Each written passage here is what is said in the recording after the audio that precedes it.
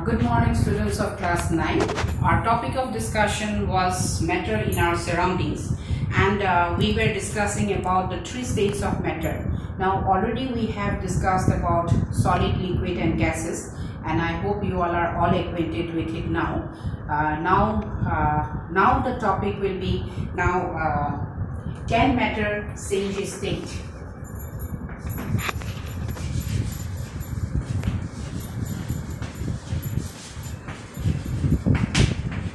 Now, if I ask you this question, that can matter change its state, obviously you will be telling me yes, because the common example that we have with change of state of matter is like ice to liquid, that is water, and then water to water vapor is the change of three states of matter, that is from solid to liquid to gas.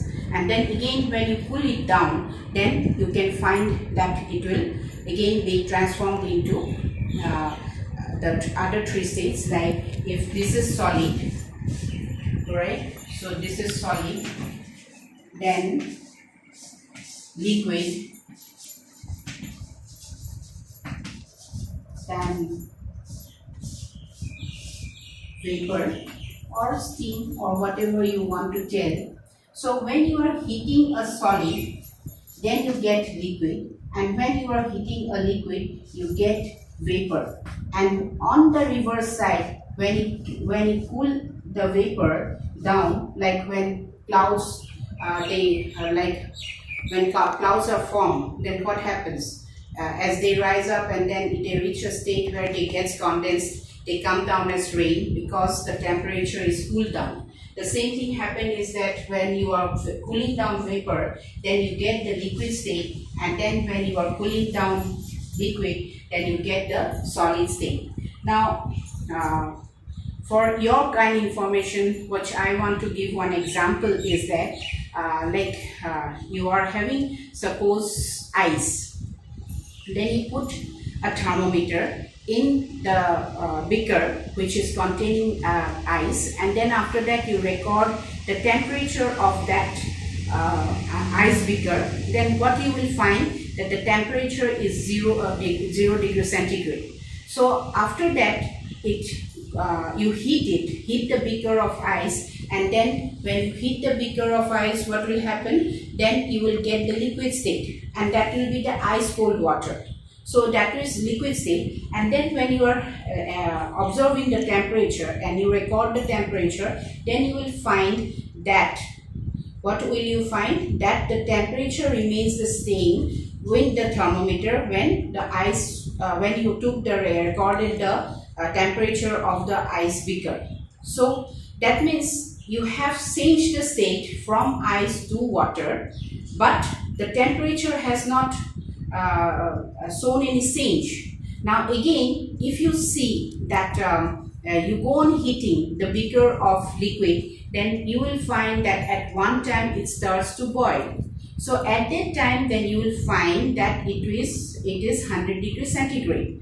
After that you go on heating again, and then it turns into vapor. There also you will find that the temperature has not increased, it remains stagnant at 100 degrees centigrade. So the temperature at which solid melts into liquid is actually the melting point of that liquid. Now that solid, sorry. So what happens here is that, suppose you are having a beaker of water and then you go on heating, right? When you go on heating, then you will find that the particles of water will vibrate. So why does it, when you are actually increasing the temperature, the particles go on vibrating, and then it breaks the force of attraction between them. So when it breaks the force of attraction between them, then this melting point of that solid is an indication of the strength of force of attraction between the particles of matter. I hope I have. What does it indicate? The melting point of solid indicates that it indicates the force of attraction between the particles of matter, and the particles of matter will melt. The point at which the particles of matter will melt, will be the melting point of that liquid, and at that atmospheric pressure. I repeat the word, at atmospheric pressure. So when you are talking about now, when you are heating a liquid, and then what happens, the particles goes on vibrating and it tries to break down the force of attraction, and then they go on colliding with each other. The particles collide with each other, or they strike against each other, and then the force of attraction is being broken. So when the force of attraction is being broken, it is able to, as you know that what is kinetic energy, why the particles on increasing the temperature, the particles can move around. So actually it is because of the kinetic energy, because when you are increasing the temperature, the kinetic energy of the particles will also increase. Now, as I was still talking about the temperature of the particles of matter, now as I told you, when you recorded the temperature of those particles of ice, then what you found, that the temperature was 0 degree. But when you are increasing the temperature, you are heating it, and then from ice to liquid, you have recorded the temperature, and you will find that the temperature is still 0 degree. Now, what does it mean? That means in spite of providing or supplying some heat to the state of matters, still then the temperature has not increased. Now, this temperature was used to break down the force of attraction between the particles of matter, and this hidden temperature is known as latent heat. Right? So this is known as latent heat. And what does hidden latent means? It is hidden. That means though you are supplying heat to the body, still then the temperature has not increased, and then this is known as latent heat, and it is known by two terms like latent heat of vaporization and latent heat of fusion. So when you are that temperature, when it is used to increase the temperature, used to change the state of matter, but the temperature is not increased, so that is known as the latent heat. And the SI unit for measuring the temperature is known as Kelvin.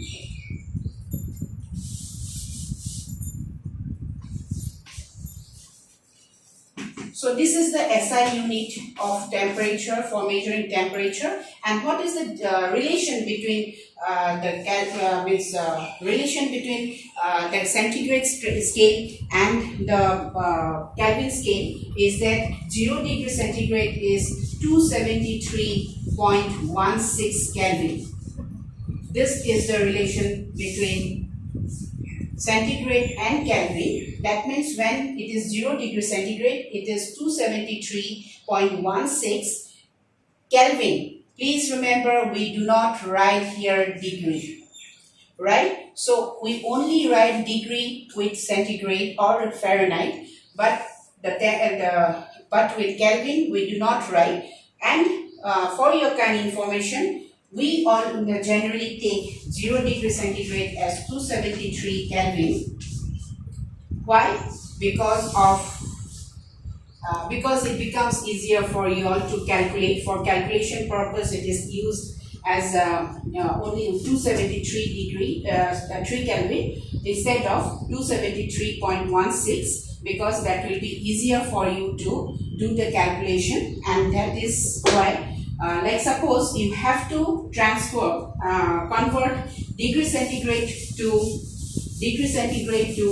Kelvin, then what you have to do, suppose you have 50 degree centigrade.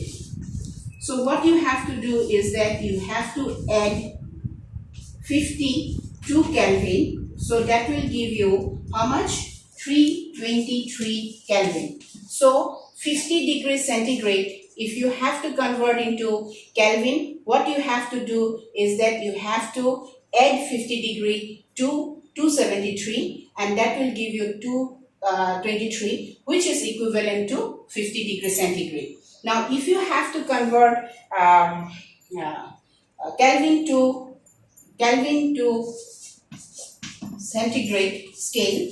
So what you will do is that you have to minus 273 from here. So 373 minus 273, that will give you 100 degree Celsius, right? So I hope it is clear for you all to what is Kelvin, what is the SI unit of temperature, and the relation between centigrade and Kelvin, and to convert centigrade to Kelvin, what you have to do, and to convert Kelvin to centigrade, you have to subtract it, and then this is the way how you will be transforming it into the different scales. Now, as I was talking about the latent heat, so how will you define latent heat of vaporization and latent heat of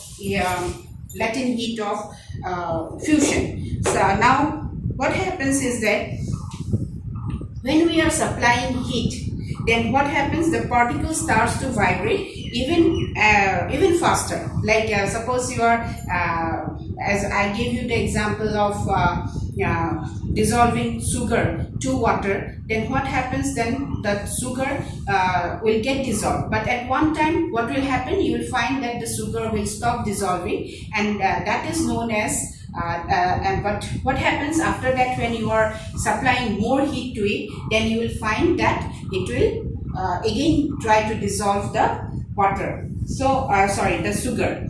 So now when we are actually defining the latent heat, as I told you that the latent heat is latent means hidden. So what is the definition of it is that the amount of heat that you are supplying to change the state, that is the solid state to liquid state, and at atmospheric 1 kg of solid to the liquid state at atmospheric pressure, that is known as the latent heat of fusion. And the other way is that when you are supplying heat, the amount of heat that you are supplying to the liquid state to convert it to the vapor, and that at atmospheric pressure 1 kg of liquid to the vapor state at atmospheric pressure is known as the latent heat of vaporization. So I hope this is clear with you all. And then there is another word which I would like to tell you is sublimation. Sometimes what happens, this sublimation, this is a process where you are taking the solid state to the vapor state,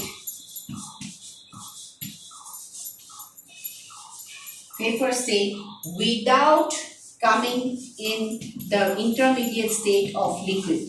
Now suppose you are having camphor. I hope you know what is camphor.